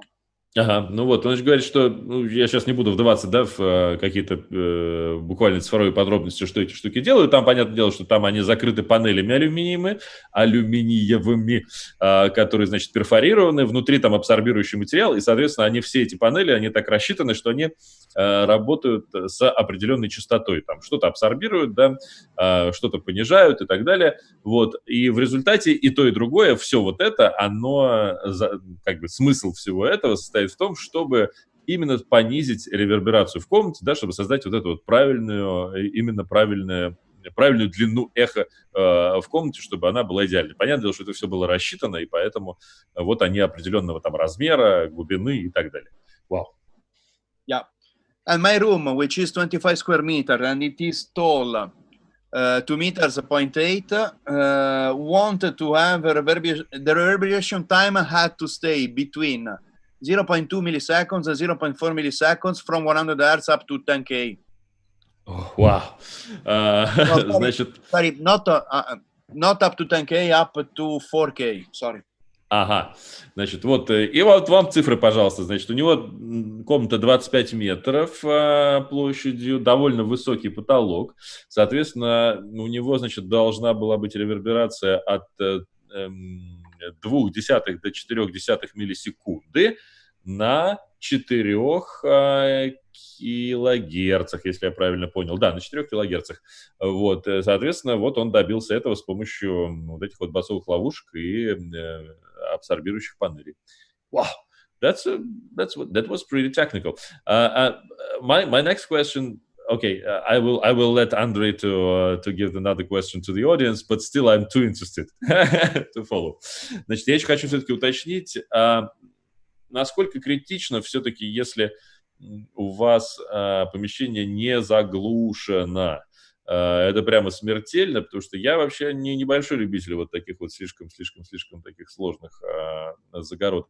Honestly, Paolo, I am not a huge fan of this kind of serious damping and dealing with the room acoustics, because it a bit frightens me as a usual guy. So the question is it still okay to have a room which is not as good in this case? Can you deal with it somehow easier way? Of course you can. Of course. You know, the acoustic of a room is dictated by the materials of the room itself, is dictated by the pieces of furniture you have inside. And there are some tricks which, without anything, they are able to put you in good conditions. Particularly, you know, if you are able to place properly the speakers in your room, most of the problems are addressed, because you are basically aiming the speakers properly toward the listening room and trying to avoid. One of the reasons why we want the speakers to stay away from back walls and side walls is just to reduce the interaction between them and the room. But so yes, absolutely you can. And also, if you don't calculate and you don't pay attention, then you don't go with a trial and error process. Once again, as it happens for speaker design, same process, the risk to mess up the whole thing is very high. I did the same thing. I had to, in the beginning, I had too much bass trap. And I had to remove it. Ну вот, я, собственно, задал вопрос о том, что вот меня не очень это все нравится, распихивать басовые ловушки по каждому углу и так далее. И я спросил у Паула, насколько вообще можно без вот этого всего обойтись. Он говорит: так, ребят, на самом деле очень важный момент стоит в том, что, собственно говоря, расположение колонок в комнате – это самый принципиально важный момент для создания правильной звуковой атмосферы. Потому что вот насколько вы удачно поставили колонки, собственно говоря, сам момент расстановки акустики, да, если вы правильно их поставили, то большинство этих проблем-то решаются сами собой. То есть вам не надо потом городить эти какие-то панели, ловушки и тому подобное, если у вас удачно вы смогли найти вот эту вот позицию колонок в помещении. И, собственно говоря, Павел говорит, что тоже вот эти вот расчеты и все остальное, это тоже такая штуковина, как бы очень, чреватая, потому что он сначала это все посчитал, нагородил огород и понял, что что-то как-то не играет. И пришлось половину басовых ловушек потом в итоге убрать, потому что он передемпфировал помещение. Ну, вот такое. Так, that was outstanding. So, let's move on with the questions from the audience. Андрей, у вас там дальше вопросы пошли. Паул, тебе спасибо большое за ликбез по демпфированию помещения. Есть вопрос от наших зрителей, их интересует. Мог бы Паул рассказать немного об истории основания компании Sonus Faber? Для многих это интересно. So, there's a question about the history of Sonus Faber. How did it all begin? And I would add from myself, what were the main principles in the base of the Sonus Faber speakers manufacturing? Well, the company was founded back in 1983. And at the time, basically, there was a bunch of guys, a bunch of audiophiles of the late 70s, which were all gathering together with Franco, who was a little bit of a sort of a leading figure among them. And basically, they were unsatisfied with the speakers' availability of their time, and they were unsatisfied sonically, but also cosmetically. Значит, все это дело началось в 1983 году, и это была, на самом деле, изначально некая такая небольшая компания итальянских аудиофилов, среди которых главным заводилом был, собственно, Франко Серблин, основатель компании, главный разработчик. Вот. И, они скорее исходили из вот абсолютно своих таких меркантильных соображений, в том смысле, что хотелось какие-то хорошие колонки, которых они не могли купить. То есть они хотели себе построить колонки, которые бы им понравились. Причем не только с точки зрения звука им не нравились там как колонки, которые были в этот момент на рынке, но и с точки зрения именно что эстетики. Да? Тут мы переходим к эстетике Sonus Faber. Yeah. So, just for fun, this bunch of guys decided to, in their spare time, to start building speakers using their ideas. They wanted to do something beautiful, a little bit unusual, and using the elements which were available in the area. And in the area, we have a very nice tradition of woodworks. Even Franco Serblin's father was working with the wood, was a carpenter. Значит, и вот, по сути дела, эти ребята собрались, и они в свободное от работы время, то есть они не основали как бы компанию как бизнес, да, они типа для себя решили наделать каких-то вот колонок, которые бы их удовлетворили. И причем подходить к этому именно с точки зрения того, что давайте использовать вот те ресурсы, которые у нас есть в доступности, условно говоря, шаговой. А именно сразу первым делом, что пришло в голову, что в Италии, как раз в этом регионе, и, собственно говоря, очень были развиты традиции деревообработки. Собственно говоря, отец Франко Серблина это был мастер, как это называется? Краснодеревщик, скорее всего. Что-то такое, да-да-да. То есть человек, как бы, знающий, как работать по дереву. And it's interesting also to know that the area where Sonus Faber is has a very big tradition of artisan work linked to leather. Ага, и еще очень важно, что именно в этой части Италии как раз была очень большая вот эта вот традиция такого мастерства, да, мануфактуры по работе в сочетании кожи и дерева. So basically, it took them 3 years to design the very first speaker, which was the snail. It was a big subwoofer with 2 extendable and adjustable wooden arms hanging a couple of satellites. So they started in 79 and it ended up in 82. And then they made a huge presentation event, and they invited a little bit of people from the Italian audiophile community of that time. And the feedback they got was amazing, and so they decided to start this company. Ага. Ну вот он говорит, что 3 года ребята, короче говоря, возились, значит, с своей вот этой вот волшебной аудиосистемой, которую они мечтали создать для себя. 3 года они делали и, собственно говоря, сделали вот этот самый легендарный снелл. А это такая штуковина, это как бы, значит, вот басовая секция в одной коробке и, значит, раскладывающаяся на таких как бы рейках 2 сателлита небольших, то есть такая вот как бы вроде как стереофонический такой трифоник.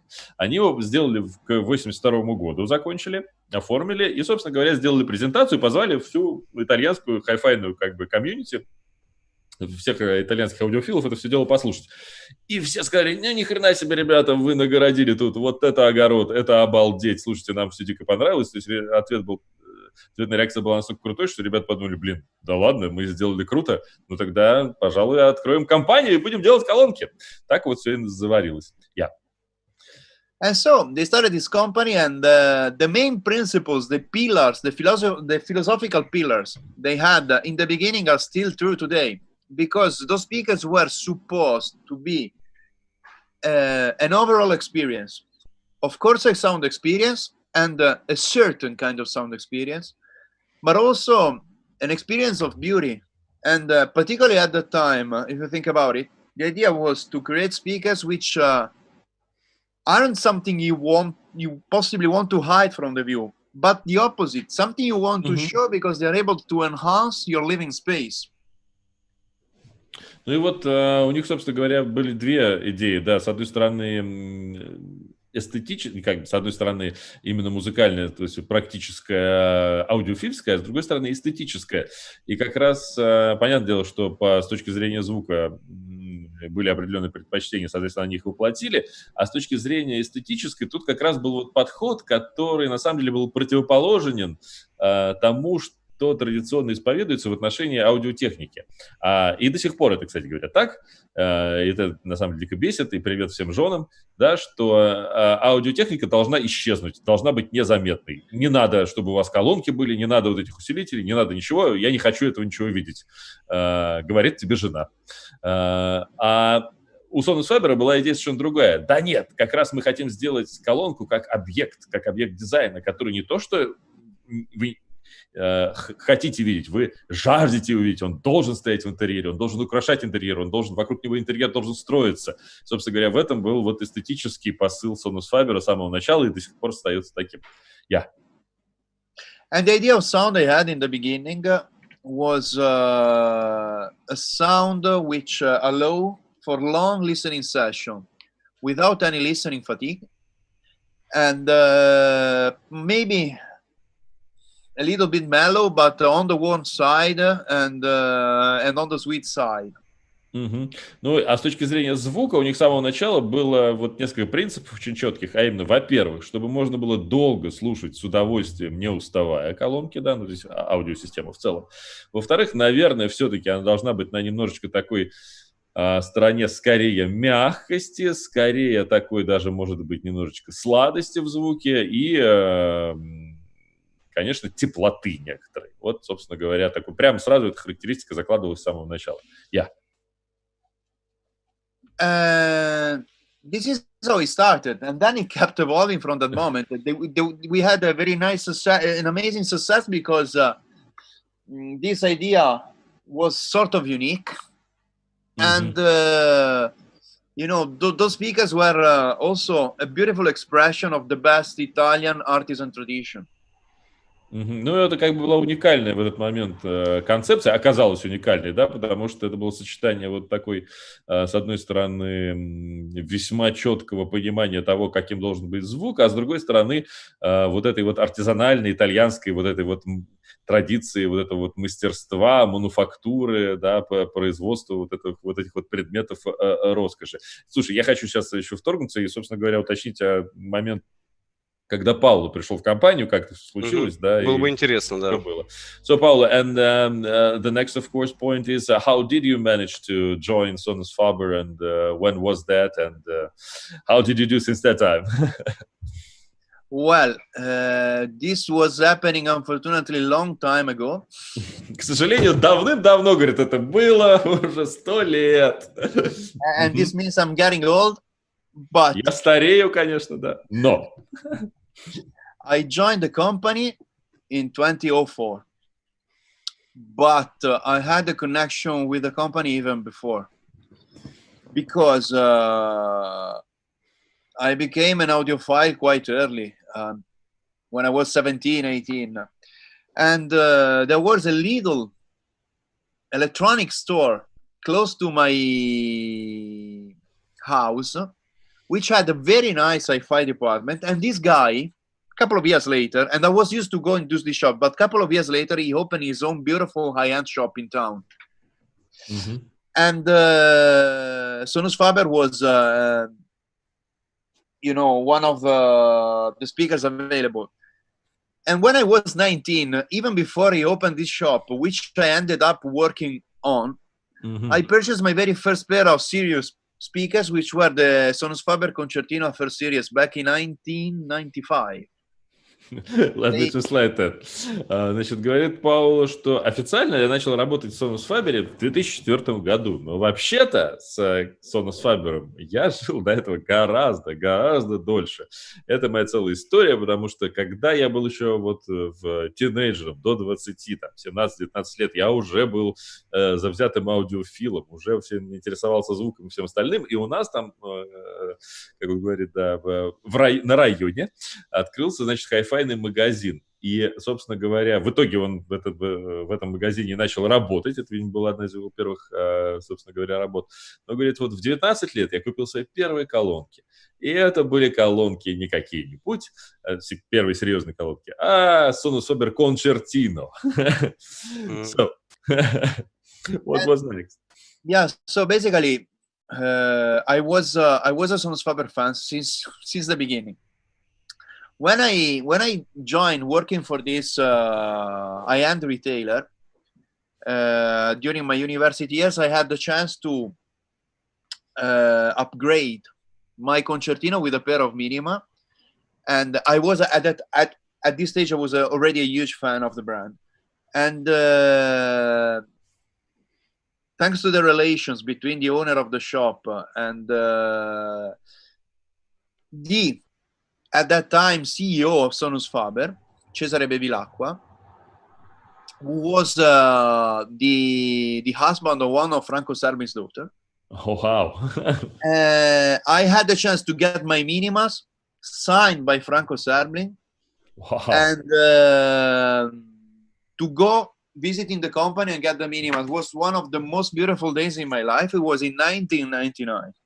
Вау. Значит, собственно говоря, насколько я сейчас вспоминаю, где-то он говорит, в 94-м, что ли, году он купил свои первые Sonus Faber, а потом, значит, стал работать в этом магазине, ну и поскольку уже оказался как бы в индустрии, то, значит, потом у него был апгрейд, и он, значит, купил колонки Sonus Faber Minima, да, вот эти тоже мониторы. Причем это уже как бы уже все, и он был фаном Sonus Faber с самого начала, вот прям сидел на этом деле. И, естественно, воспользовался тем, что у него есть связи в индустрии, соответственно, через владельца магазина, значит, он как бы связался, собственно говоря, с хед-офисом Sonus Faber, а в этот момент, значит, директор Sonus Faber, который был мужем одной из дочерей разработчика Франка Серблина, короче говоря, как он там на него вышел, через завсклад, через товаровед, договорился до того, чтобы, короче говоря, он приехать на производство и на этих своих минимах, которые он купил, чтобы Франко Серблин поставил свой автограф. О, вот это фанатея! Wow, that's kind of story. Yeah. So what was next? And next, I I kept doing my thing, and after a while, you have to know that at university I was studying work psychology, and my university was requiring me to spend 400 hours in a company before getting graduate. And so I tried to send a letter to Sonus Faber, because I said to myself, I will spend these 400 hours being a slave for somebody, that's for sure. So let's try to be a slave in a funny place. This was my only expectations. Let's go to Sonus Faber, let's enjoy those 400 hours, which I had to spend in the company. So I tried. And they remember about me. I also came up with a beautiful movie recorded on CD that a friend of mine at that time made about me modifying a second-hand Torrens TD 160. Вау, let me translate that. Слушайте, а дальше история, кстати говоря, очень крутая. Значит, он говорит, что когда у меня, собственно говоря, был... Это вот классно, значит, как практика в институте, да? Значит, в институте всегда должна быть практика. У меня даже практика на производстве, значит, ему надо было пойти в какую-то компанию, 400 часов где-то отработать. Вот, значит, он думает, блин, ну, понятное дело, что эти 400 часов мне придется заниматься какой-то откровенной хренотенью, то есть прислуживать неизвестно кому, неизвестно зачем, и быть на побегушках. Так я хотя бы давайте попробую быть на побегушках в крутом месте, в котором мне будет и на побегушках радостно. И он подал заявку, чтобы это, значит, свою практику пройти именно на Sonus Faber. Вот. И его взяли на Sonus Faber на эту практику, а в это же время при этом, значит, один из его приятелей снял видео, киношку, значит, которую выпустил на DVD, про то, как Паоло модифицирует вертушку Torrens. Дальше, видимо, все завертелось. So, what happened? You know, when they remember about me because of the relationship with that shop, they saw the movie and they sort of had a vision about me long before I could have this vision about myself. And they say, we don't need a work psychologist instead of Sonus Faber, of course. But we see your passion and we would like to use these 400 hours as a profitable experience. Let's see how it works and eventually consider to stop here and see what happens and join us. And this is how it went. Wow, that's quite a story. Слушайте, и знаешь, смотрите, короче говоря, а он, собственно, учился на психолога, понимаете? На психолога он учился, не на инженера, ничего такого. Ему нужно было психологическую практику проходить. А ему на Sonus Faber сказали, типа, слушай, чувак, ну, во-первых, тебя помним, как ты подписывал, значит, минимы. Во-вторых, мы видели эти, значит, DVD-шки, как ты там допиливаешь торренсы. Поэтому давай-ка вот этой ерундой не будем заниматься. Значит, нам психологи тут на Sonus Faber не нужны. У нас вино есть, все хорошо, там с психологией проблем нет. Значит, поэтому давай-ка так, значит, если ты реально вот интересуешься как бы техникой, разработкой, всем этим, давай-ка вот ты вот 400 часов на это потратишь. Я думаю, что дальше это тоже такое итальянское, значит, междусобойные схемы. Мы там тебя все подпишем, нам все равно. Вот, ну занимайся правильным делом. И в результате чего? Он как бы 4 часов потратил, проявил себя как реально нормальный чувак, соображающий. А им сказали, ну, блин, парень, да ты ж вообще-то это... головастый, оставайся с нами. И так все и завертелось. Вот эта история. Крутая. Wow. Cool story. So, coming back to the questions from the audience, да, Андрей? Еще да, вопросы? Давайте вернемся. Я думаю, их там дофига уже должно быть. Вопросов дофига, времени совсем мало у нас осталось. Ну, поддержим еще Паолу, мне кажется, лишние минут 10-15. Да, разбавим наш стрим немногим количеством рекламы. У нас есть, процитирую Эфемида, Эфемерида 13 пишет, что Фаберы с Макинтошем сладкая парочка. И, о да, друзья, эту сладкую парочку сейчас можно приобрести с 25% скидкой. А также напоминаю про промокод, который дает вам скидку 20% на Sonus Faber линейки Palladio и Sonetta. Прям как магазин на диване, не иначе. Вообще идеально. Вот, я чую, там ждет меня будущее. Вот, ну что ж, Паоло, расскажи, пожалуйста, очень интересно, где располагаются конструкторские и производственные мощности. И самое главное, как они взаимодействуют. So the question is, where do the R&D department and the production are located, and how do you deal with each other? So is it far away from each other, or no. How is it organized? Yeah. First of all, it's an interesting question because at the moment in the company we are doing some works, and we are rearranging the company, and so we are moving also departments. What happens is that basically the main building is hosting production and hosting all the management offices. So, you know, the sale office, the purchase office, the account office, the CEO office, whatever. But also the acoustic research and development. While on the other side of the street, you just have to cross the street, nothing more. Yeah. There is a different facilities, which is about the design lab. And the design lab is taking care about the design and mechanical engineering for Sonus Faber, but it is also taking care of design for other brands of the Macintosh group. And this is the situation as it was until last November. Let me translate that. Да, ну, собственно говоря, Павел говорит, что сейчас как раз-таки в компании происходит некое преобразование. И для начала расскажу вам, как все было устроено до ноября этого года. И, собственно говоря, я могу тоже это целиком подтвердить, потому что я это все видел. Значит, собственно говоря, у них есть очень дико модное такое современной суперархитектуры, построенное, насколько я понимаю, там буквально 3 или 4 года назад здание. Вы, может быть, если вы погуглите там Sonus Faber Headquarters, вы увидите, оно такое прям сплав с какой-то там изогнутой крыши, очень дико модное. Вот, и там находится, собственно говоря, все производство, то есть там колонки прям делают, это завод. Вот дико круто такое, это барочное итальянское здание, в котором, значит, супер модное стеклянное, в котором завод по производству колонок. Там же сидит, значит, sales office, там же сидит маркетинг, там же сидит, ну, собственно, там менеджмент, да, и там же находится, собственно говоря, штаб-квартира самого Паоло, где происходит разработка. И, опять же, я рассказываю вам, что там идешь, там половина здания занята именно сборочными цехами, да, а есть несколько уголков, комнат, в которых там типа комната прослушивания, значит, соответственно, лаборатория, где они там все сидят, комнаты для измерений и так далее. Вот, и при этом у них еще отдельно есть здание, то есть там дорога такая идет перед этим всем красивым домом. Но на другой стороне несколько корпусов, в которых находится дизайн-лаборатория.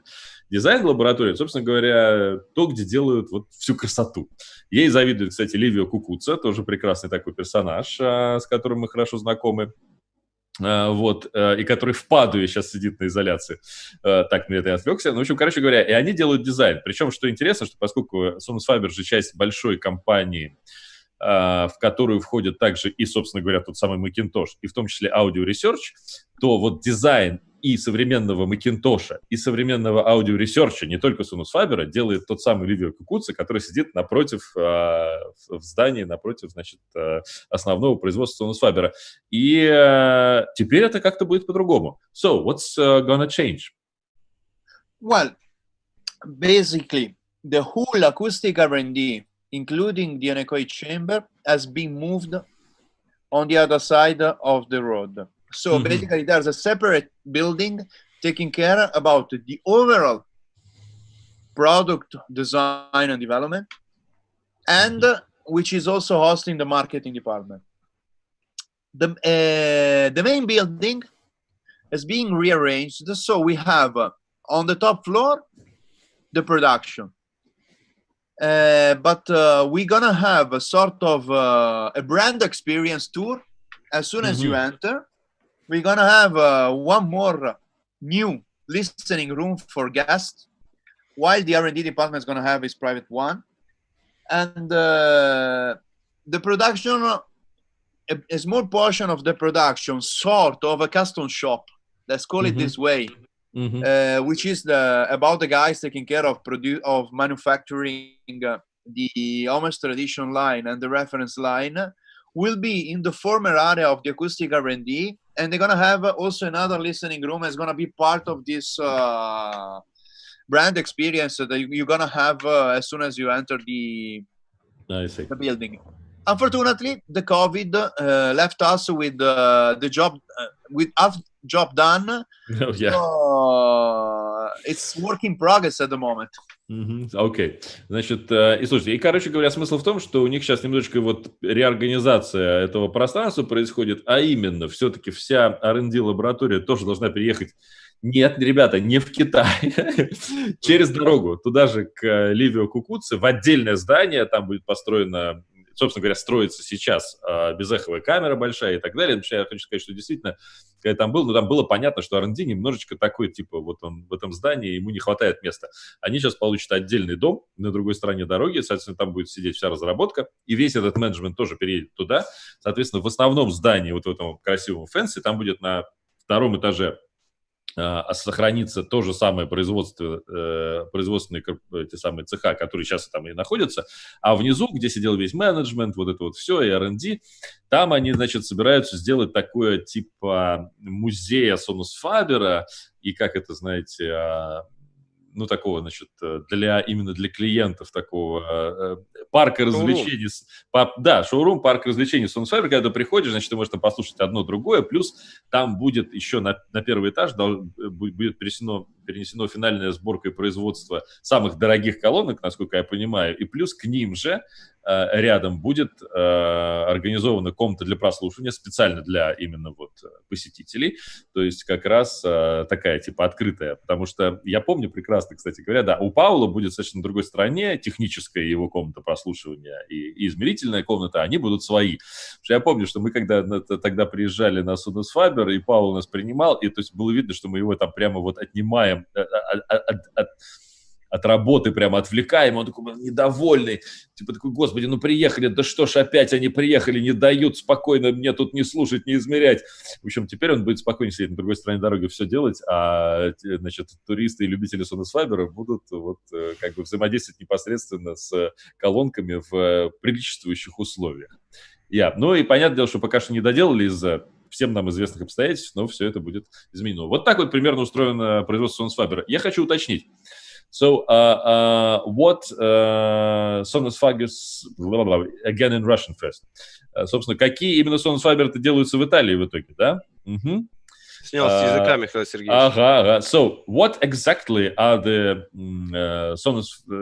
are the lines of the speakers of Sonus Faber which are literally made in Italy? All of them.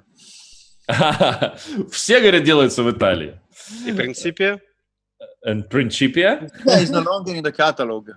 Вау, значит, слушайте, была, вот, хорошая, а это для меня новость, кстати говоря, значит, он говорит, что вот, собственно, у них был эксперимент с Principia, который делалась не в Италии, да, и, кстати говоря, насколько я помню, была вот эта вот Венера, которая сначала делалась тоже не в Италии, потом последняя версия Венеры стала делаться в Италии, а потом вместо Венеры пришла Сонета. И я хочу, кстати говоря, сказать от себя, что Сонета, конечно, сильно круче оказалась Венеры в результате, и при этом не сильно оторвавшись по цене.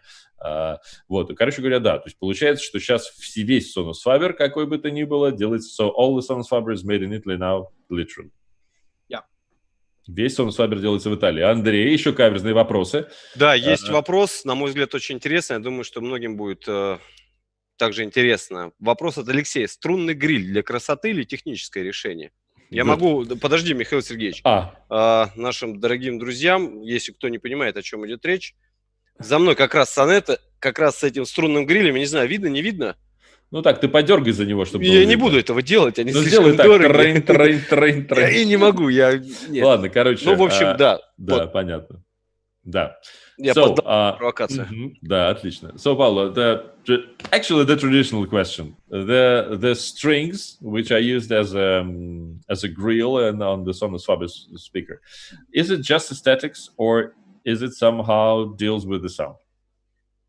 No, it's just aesthetic. The beautiful thing about the grills is that they basically don't affect in any bad way the sound. Because anytime you are placing a grill in front of a speaker, you know that you are compromising a lot with the sound. Yeah. But this is not what's happening with our string grills, which are mainly a concept aiming to, how can I say, to sort of pay tribute to the string instruments of the 17th centuries, which have been a powerful source of inspiration and still are a powerful source of inspiration for us. The side effect is that probably thing is they don't protect the drivers from dust that much. Да, значит, Паоло говорит, что на самом деле нет, они, эти самые струны, действительно не участвуют никак в именно акустической работе системы. И в этом-то их прелесть, потому что вы понимаете, что когда вы традиционные защитные решетки ставите на колонки, всегда они влияют на звук. Влияют, конечно же, в худшую сторону, потому что, тупо глушат излучение, да. Вот эти вот струны, они реально практически никак не мешают играть колонкам. По понятным причинам, потому что действительно такая очень, очень прозрачная структура. Соответственно, с эстетической точки зрения, это, безусловно, очень осмысленный омаж, не чему-нибудь, а, конечно же, струнным инструментам, с которыми всегда вот была именно такая чисто дизайнерская ассоциация у колонок Sonus Faber, да, то есть как бы струны, струнные инструменты, да, вот это все действительно работает. Единственная проблема с этими струнами, пошутил Паоло в конце, стоит в том, что, конечно, от пыли и детей они защищают, к сожалению, минимально. Не очень. Да, минимально. Сорян. Зато и звук не портит, что очень важно. Вау. Еще что-нибудь, Андрей? Да, есть интересный вопрос. Цитирую. Сложилось мнение, что современный итальянский рынок стремительно теряет потребителей. В Турине, к примеру, закрылся старейший магазин аудиотехники. В чем причина? И будут ли продукты для молодежи? It's complicated. So the question is, there's a guy who is asking that, in his opinion, there's obviously a problem with the declining of the Italian hi-fi market, that the largest hi-fi store in Turin was just closed. What's the problem there? The first part. And the second part, are you going to introduce some more products for the more younger audience to deal with, to drive them to Sonus Faber? Well, that's part of the question. I have no clue. I don't know which is the Turin store is talking about. I know one store from Turin, and if it is the one that I know, is probably, first of all, I'm not particularly aware about the market and the stores in Italy. But the store that I know from Turin is a store that if it is... One moment, Паоло. Михаил Сергеевич, тут, поправляют не Турин, а Торино. Торино. Да, конечно, это один и тот же город. Просто in English it's Torino is Italian. It's okay. Torino is Italian, yeah. Torino is Italian, yeah. Okay, it's just, yeah. Anyway, this shop, if it is the one that I have in mind, the owner was pretty old, and none of the sound was willing to keep going with the shop. But I can't see any problem in Italy. The hi-fi is doing quite well. We have plenty of shops all around the country. Some of them are doing pretty fine. They're getting modern. There are a number of young hi-fi retail owners, which is a good thing. That's a sign that they really believe in the passion. So really, I can't see any problem in the market. Let me translate now that, and then go on to the youth audience. Значит, Паоло говорит, что, ребят, черт знает, про какой вы магазин говорите в Турине. Я хорошо знаю один магазин, который действительно мог быть вот в этой ситуации типа закрытия, потому что там очень старый был владелец, и у него была проблема с тем, что никто не хотел подхватывать его эстафету, и, может, он действительно его закрыл. Но, честно говоря, я не знаю, потому что я-то больше занимаюсь именно международным рынком. Опять же, насчет того, чтобы рынок в Италии как-то схлопывался, да нет, у нас прекрасно идут продажи в Италии, все работает, никакого очевидного спада интереса к хай-фаю, особенного, отличного от других регионов, я не наблюдаю. Опять же, наоборот, очень много магазинов, в которых достаточно молодые люди начали заправлять бизнесом, и они прекрасно себя чувствуют и продолжают развивать свое производство. Но продолжим ко второй части вопроса. So, the second part. Well, the second question, very simple. No, I can't allow to tell you anything more than what I'm going to say, but the second half of this year, something that might like younger generation should come and first half of next year, possibly something even more. So the next Sonus Faber products will be, I believe, addressing younger generations. Вау, слушайте, ну, как обычно, вы понимаете, друзья, да, что разработчик и вообще как бы все люди, которые работают в больших компаниях, но они не могут вам так вот, типа, сразу рассказать, типа, да-да, вот, слушайте, через полгода мы, короче, делаем там, я не знаю, беспроводную колонку там, и Алиса туда будет строена и так далее. Нет, у них у всех там вот это вот все подписано, они не могут рассказывать. Но что говорит Паоло, что действительно, во-первых, в конце этого года уже действительно новые продукты выходят. В следующем году их будет явно еще больше, и действительно очевидно, что это будет нечто новое, которое рассчитано на действительно работу с более молодежной аудиторией. То есть Sonus Faber на самом деле именно в правильного смысла пошла. Сейчас как раз смотрит в эту сторону, так что да, будут, так сказать, более молодежные продукты. Ага, небось там вместо 20 тысяч евро будут стоить всего лишь 2. 19, да. Слушай, можно я тут немножечко вставлю от себя? Пауло, I need to have a small mention in Russian. Там вот, значит, я вижу тоже в этих самых, в комментах, типа, видел видео у Борзенкова, и у меня есть устойчивое ощущение, что Миша терпеть не может Sonus Faber. Значит, друзья, я каждый раз, когда снимаю про Sonus Faber, я говорю вот абсолютно на полном чесноке все, что об этом думаю. Я от звука Sonus Faber прусь, ну, почти так же, как от звука Танноя. Вот. Значит, не, на самом деле, я дико люблю звук Sonus Faber, мне очень нравится этот подход. Прямо, ну, я бы жил с колонками Sonus Faber без вопросов. Просто они дико дорогие, блин, гораздо дороже, чем я могу себе позволить. Единственное, что меня смущает в Sonus Faber, особенно в дорогом, который мне особенно дико нравится, это, конечно, вот эта вот вся барочная красота, которую вы, друзья мои, так любите. Но вот, например, колонки Sonetta, я просто вот прям дикий фэн их. Они очень крутые. У тебя же Sonetta как раз стоит сзади, да? У меня есть Sonetta, да. Ну, то есть, Олимпика, как бы, все-таки, на мой вкус, слишком барочная, да, а Sonetta прямо охренительная. Поэтому, не, ребят, с точки зрения звука Sonus Faber просто вообще, это, я считаю, одни из лучших колонок вообще ever. Сорян. Михаил Сергеевич, да, я с твоего позволения и с твоего, Павла, свои 2 копейки ставлю в отношении дизайна. Олимпика, когда мы ее распаковывали, я проникся до глубины души. Это вот реально прям Феррари, не побоюсь этого слова, по дизайну в мире в акустике. Выглядят, отделаны настолько круто, что я говорю, к ним лишний раз подходить страшно на самом деле. So, Paolo, we start discussing the design of the Sonus Faber, and Andrei couldn't stop talking about the design of the latest Olympica series, saying, yeah, as you unpack it, you feel like you are entering a Ferrari car or something like that. It's outstanding, yeah. So, еще каверзные вопросы. Да, Пауло, почему отказались от массива дерева в конструкции корпусов колонок? Actually, very good questions and serious. So, after all, Paolo, why did you stop using the real wood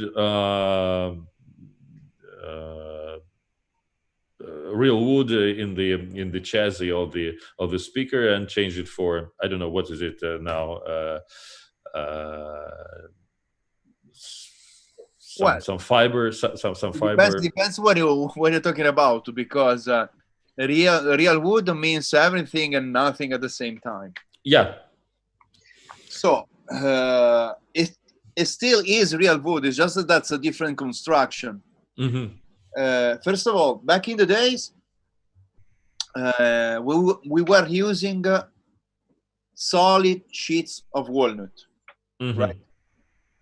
And each side had 4 or 5 sheets combined together.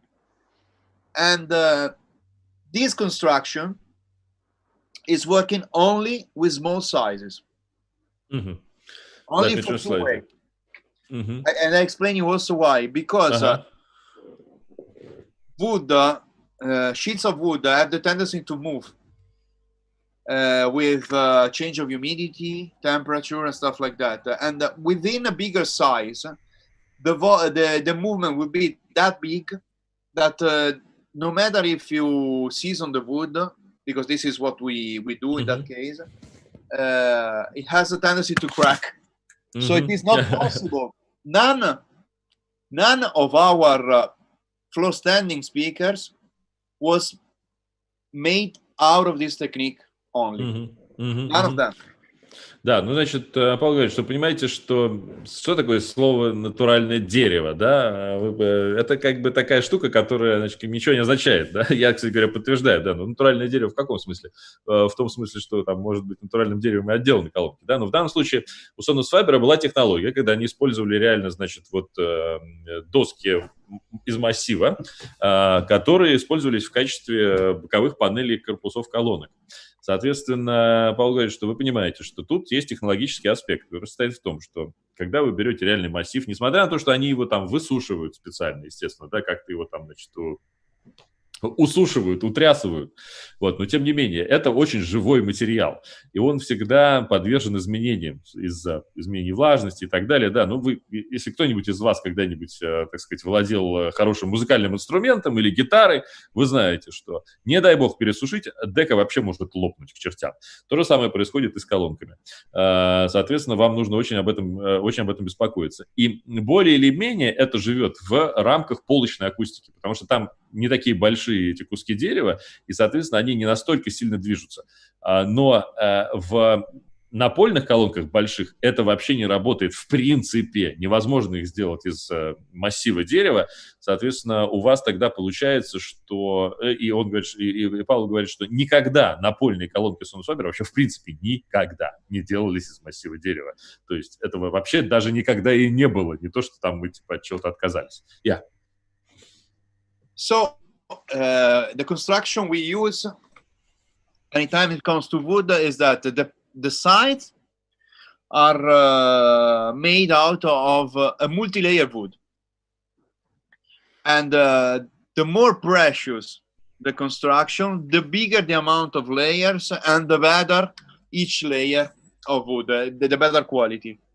So this is the main difference, and of course outside we have the veneer. Ну и теперь тут смысл в том, что мы используем теперь не как бы вот просто куски массива, да, а именно что многослойные дерево. Я так понимаю, что именно деревянную фанеру, да, если я правильно понял. Вот. Соответственно, это действительно натуральное дерево, да, но это как бы многослойное из тонких слоев, соответственно, оно не так подвержено вот этой всей фигне. И, собственно говоря, в зависимости от класса системы, тем больше, чем круче колонка, тем больше этих слоев, тем плотнее они, да, тем более прочный и мощный корпус.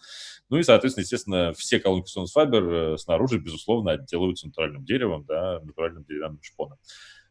That was nice. And actually, your opinion on how much using the real wood slabs, or how do you call it? Slabs is not the way to call it, but how much does it affect the sound? Is it really valuable? No. I mean, there is no difference. There is basically no difference as far as the multi-layer construction is solid and stiff enough.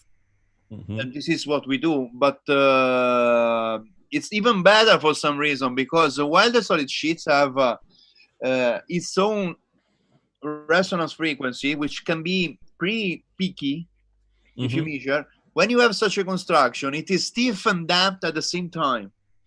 So you have resonance modes are much lower in their amount and better distributed.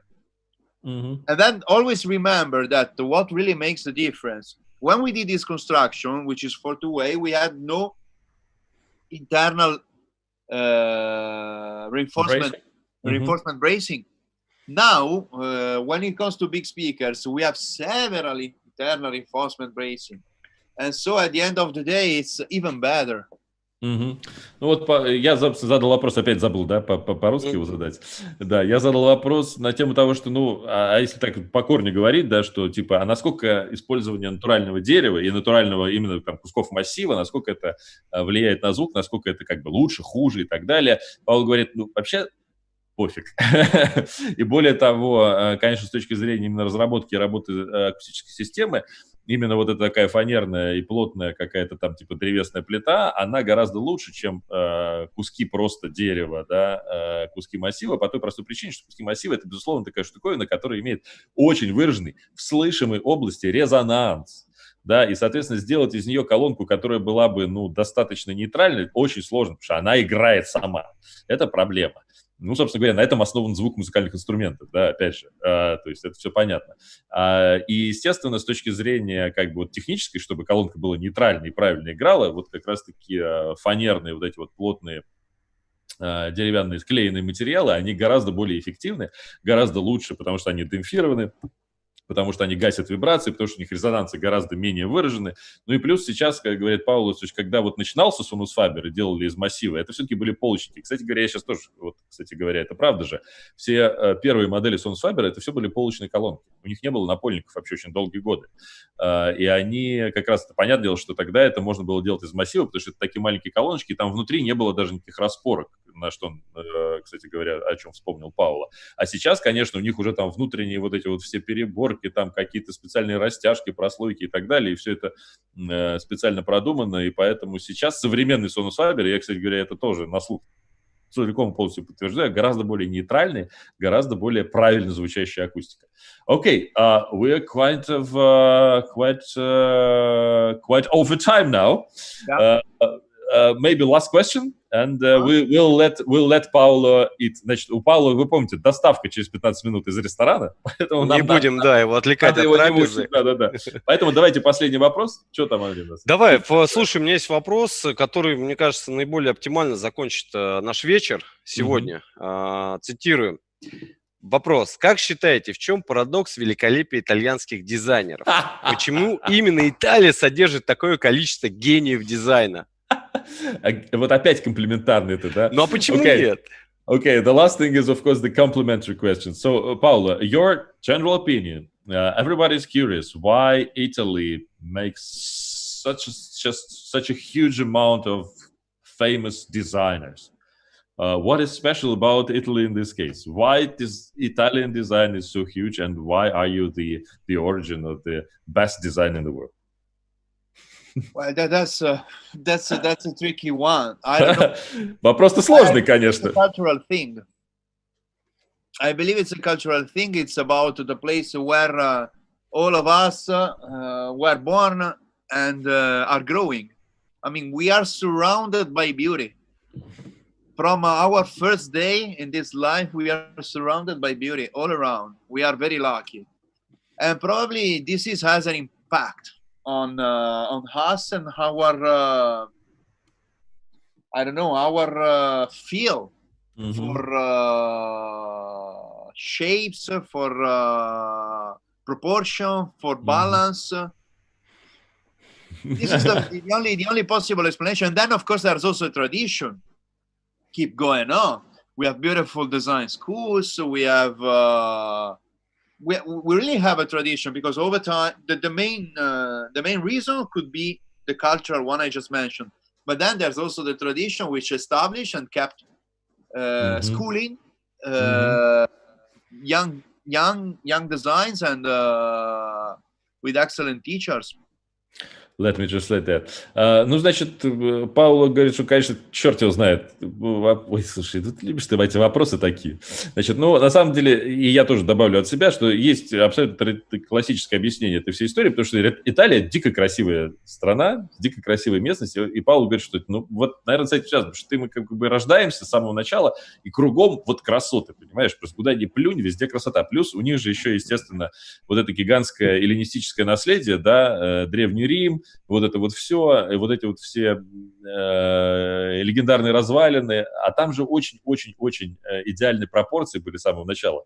И они как бы, они впитывают это на абсолютно подсознательном уровне, ощущение вот этой правильной пропорции, да, правильного там характера, размера, сочетания цветов из-за природы итальянской. И это, собственно говоря, и работает. Ну и плюс как бы просто традиция того, что дизайнерские школы, да, которые там уже не первые, не то что десятилетия, а столетия существуют, да, искусство и так далее, это все как бы впитывается. Ну, давай я вот последний вот моментик уточню. И все. Наконец, Давай. Голик.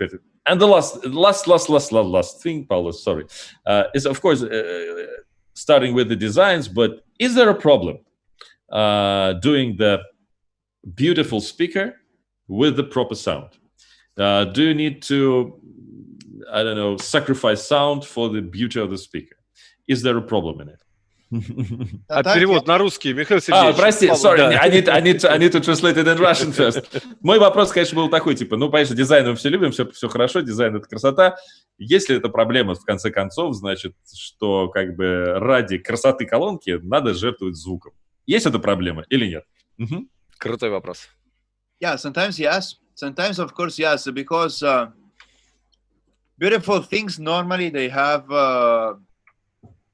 they are tiny. They're not that big, and nice proportion they require to be small.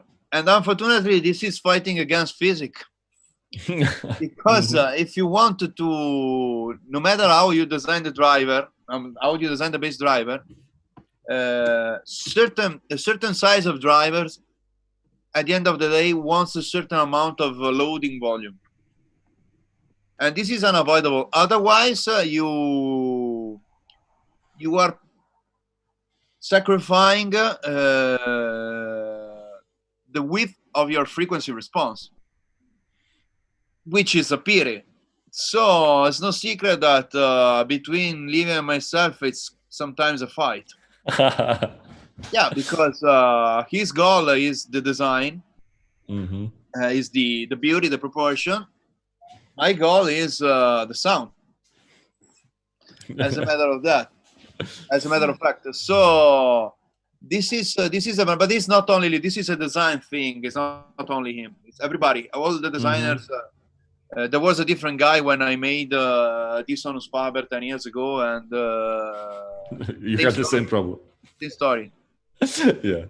Окей, значит, ну, Пауло говорит, что вообще в целом, конечно, ребят, эта проблема действительно есть, потому что понятное дело, что вот это вот то, что считается обычно красивым, особенно дизайнером, это всегда какая-то такая пропорция, ну, что-то небольшое, что-то изящное.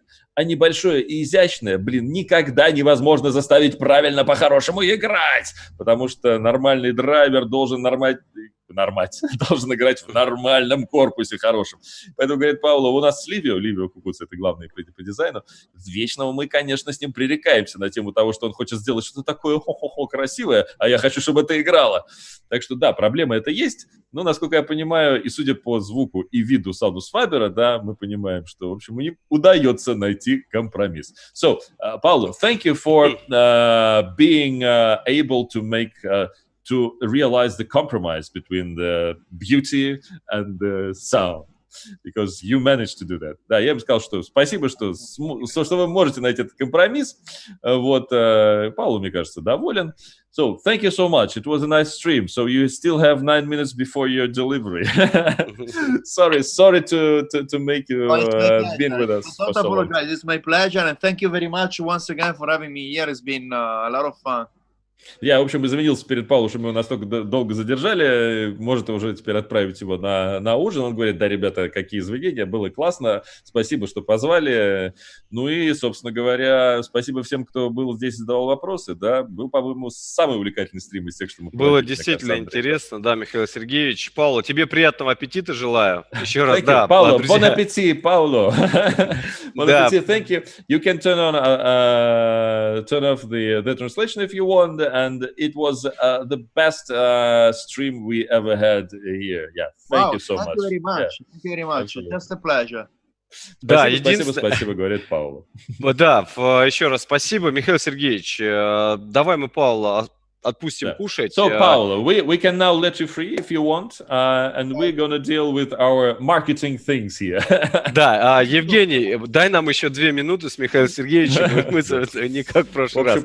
В общем, Паула мы отпускаем и продолжаем. Bye-bye. Thank you, Paolo. Thank you. Bye. Have a nice weekend, everybody. Чао. Всем хороших выходных, Чао. ребята. Всем пока. Чао. Пока-пока. Вот. А у нас тут, значит, еще мы тут остаемся, да, Андрей, небольшой, 2 минуты, да, твоего драгоценного времени займу в небольшой анонс предстоящего события, которое случится уже в этот понедельник, то бишь 11 мая. Но, дорогие друзья, не в 18:00, как у нас это принято, а в 19:00. Ой, да, точно, да, точно. Да, Я так тоже что забыл. обратите на это внимание. У нас в очередной стрим уже с компанией Macintosh. Да, короче, ребята, значит, у нас будет сам главный бренд-амбассадор Macintosh, американский, чувак по имени Рон Корнелиус. Как мы с ним пару раз накидывались. Ух, хороший старичок. Он работает в Macintosh, ребят, чуть ли не 40 лет, короче говоря. Прям знает от и до вообще, что как было, почему, зачем. То есть вот все, что вы хотели знать про Macintosh, вы можете спрашивать, прямо рубить с плеча. Этот парень должен ответить. Надеюсь, я буду в состоянии это все перевести правильно. Вот. Тоже, думаю, будет крутой стрим. Да, но смысл в том, что он действительно будет в 7, а не в 6. 19, по той простой причине, потому что он-то сидит в Америке, а у них-то как бы вообще противоположное время. Да. И ему в 6, это что-то не 7 утра. Ну, короче говоря, ему тяжеловато. Рановато, я бы сказал. Да. Вот, я его понимаю, поэтому вот он как бы проснется, там, почистит зубы и уже сразу к нам на стрим. Вот, так что да, ждем вас, друзья, в понедельник, 11 мая. От себя лично хочу поблагодарить, что были сегодня с нами, задавали интересные вопросы. Всех с наступающим 9 мая, с Днем Победы. Михаил Сергеевич, тебя лично поздравляю с наступающим праздником. Тебе от Спасибо, себя лично, ребята, всем тоже привет. Благодарю тебя за прекраснейший перевод, отличные вопросы, было круто, как всегда. Все, Да, всем пока-пока. Да, доброй ночи, друзья, и пока. Женя, вырубай стрим. Всем Женя, спасибо. да, вырубай. Души.